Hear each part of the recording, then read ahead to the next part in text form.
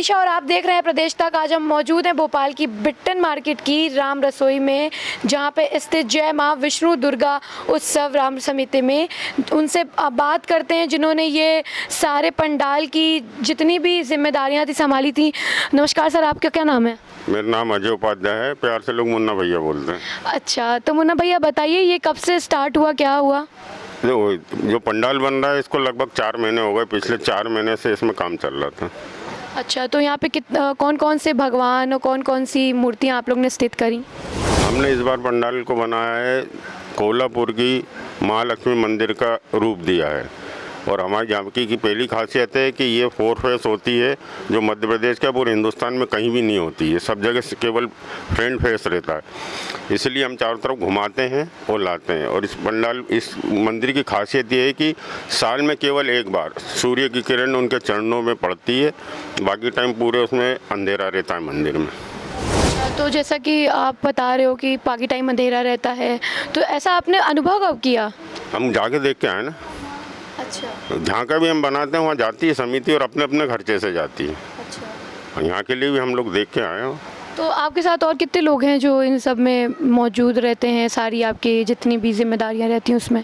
सबकी अपनी अपनी अलग अलग जिम्मेदारी है। समिति में लगभग 250 मेंबर हैं और सभी काम करते हैं, अपनी जिम्मेदारी बिल्कुल निस्वार्थ निभाते हैं। जैसे कि आप बता रहे हैं कि पहले पैरों में, चरणों में पहले जाता है धूप, और फिर उसके बाद नाभि में, और फिर उसके बाद फेस पे।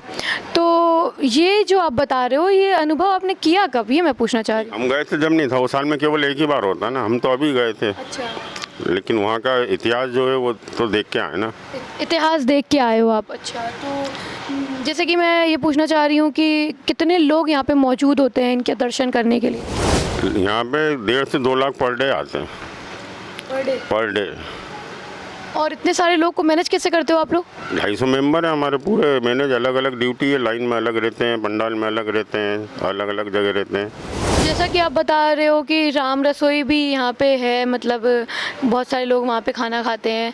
तो ये जितने लोग यहाँ पे आते दर्शन करने, वो सारे खाना खा के जाते हैं? नहीं, खाना सुबह रहता है, दर्शन करने शाम को आते हैं। लेकिन इसके अलावा 800 से 1000 आदमी पर डे खाना खाता है। 10 रुपये में भरपेट खाना खिलाते हैं, जिसमें सब्जी रहती है, रोटी रहती है, चावल रहता है और हलवा रहता है। हलवा एक बार देते हैं, बाकी अनलिमिटेड है। और 11 के दिन चावल नहीं बनाते, उस दिन दलिया बनाते हैं। तो ये जो आपने पंडाल लगवाई है, इसमें आप मात्र कितना खर्चा बैठा होगा आपका? इसमें लगभग 70 लाख करीब खर्चा है। 70 लाख? ये सारी चीज़ों का खर्चा कौन देता है? आप ही लोग अपने एंड से सब कुछ? ये समिति है, डोनेशन है, समिति के मेंबरों से फिक्स अमाउंट रहता है, वो लेते हैं। आपकी समिति से कोई बड़ा नाम जुड़ा है? बड़ा नाम नहीं, सब छोटे छोटे हैं। सब्जी व्यापारी हैं, कुछ हैं, जैसे मेरी वेल्डिंग की दुकान है, ऐसे छोटे छोटे व्यापारी हैं, बड़ा कोई नहीं हमारी समिति में। अच्छा, कि मैं पूछना चाह रही हूँ कि एमपी पॉलिटिक्स या फिर सरकार की तरफ से कोई भी मदद आप लोग को मिलती है? नहीं, सरकार की तरफ से कोई मदद मिलती ही नहीं है और हमने लेने की कोशिश भी नहीं करी है। सारी चीज़ें सिर्फ पुण्य पे ही बनी हुई है कि सारा सिर्फ और सिर्फ राम का पुण्य लेने के लिए सारी चीज़ें आप लोग स्टार्ट करे हो?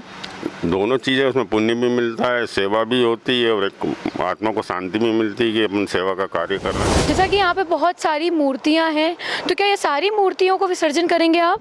नहीं, हमारी समिति ने लगभग 55 मूर्तियों का स्थापना की है, लेकिन सभी मूर्ति विसर्जन न करते हुए हमने ये 3 फुट की माता जी की मूर्ति की जो प्राण प्रतिष्ठा कराई है, इसी मूर्ति को केवल विसर्जन किया जाएगा, बाकी मूर्तिकार को वापस दे देंगे।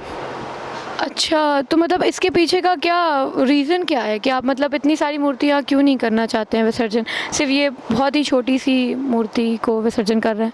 पर्यावरण की दृष्टि से इतनी सारी मूर्ति अगर विसर्जन करेंगे तो इनकी मिट्टी है, इनका कलर है, ये पानी को प्रदूषित करेगा, ज़मीन को भी खराब करेगा। इस उद्देश्य से हमारी समिति का यही निर्णय रहता है। पिछले 5-6 वर्षों से हम एक ही मूर्ति विसर्जन करते हैं। तो प्रदूषण का पूरा सोचते हुए इसलिए आप खाली एक बहुत ही छोटी सी मूर्ति को विसर्जन के नाम पे विसर्जन कर देते हैं। बहुत सारी ये सारी मूर्तियाँ फिर क्या कहाँ चली जाती हैं, कहाँ रखी जाती हैं? ये सारी मूर्तियाँ मूर्तिकार को वापस देते हैं।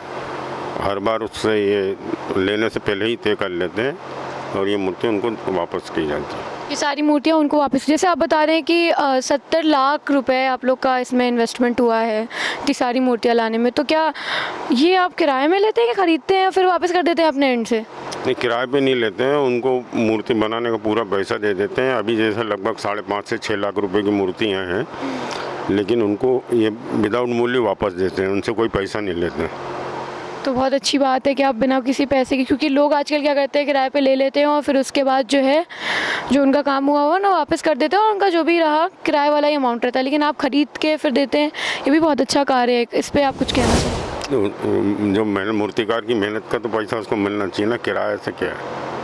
ये भी बात सही है। चलिए ठीक है। तो जैसा कि आपने देखा कि राम रसोई कमेटी मेंबर्स के सभी लोग ने मिलकर के यहाँ पे कितना खूबसूरत और कितना प्यारा पंडाल बनाया है। यहाँ पे लाखों लोग रोज़ दर्शन करने आते हैं। कैमरामैन अंकुश के साथ मैं वरीशा, प्रदेश तक भोपाल।